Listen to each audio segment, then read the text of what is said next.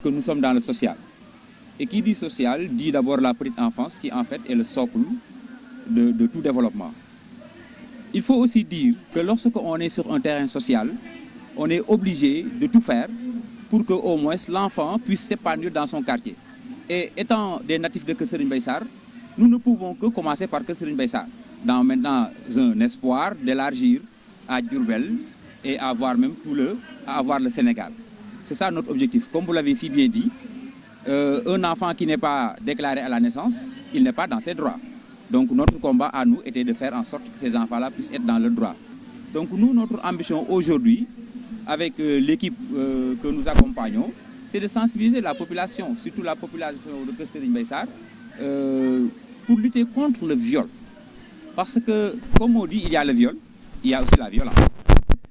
Maintenant, le viol, c'est l'acte, mais la violence peut être aussi des propos ou bien des paroles que les filles subissent à l'intérieur de leur maison et qui, en fait, sur le long terme, va impacter sur le développement de la fille qui va devenir femme de demain. Donc, notre combat à nous, c'est de permettre un épanouissement total de la femme, d'abord dans la société en général. Comprenons qu'il y a ce qu'on appelle des réalités sociales. Donc, qui font que nous sommes au sein de la famille. La femme, elle subit des violences, mais ces violences-là ne sont pas extériorisées. Parce que souvent, c'est l'oncle qui le fait. D'ailleurs, il y a même des programmes Tonton Saï Saï, donc, dont les Badianougor sont actuellement en train de s'activer farouchement pour lutter contre.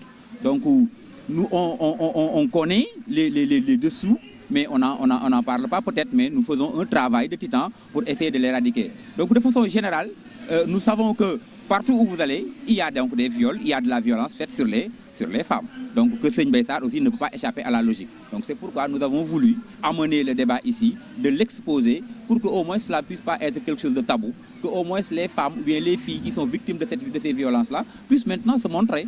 C'est une occasion pour elles de s'exprimer, de montrer que soit elles sont violentées ou alors elles sont violées. Dans un premier temps, on veut diminuer, mais dans un long terme, on cherche à éradiquer. Parce que qui dit sensibilisation, donc dit éveil, et lorsque maintenant la femme, elle est éveillée, si on applique de la violence sexuelle sur elle, soit elle refuse ou bien elle saura là où aller maintenant pour se défendre.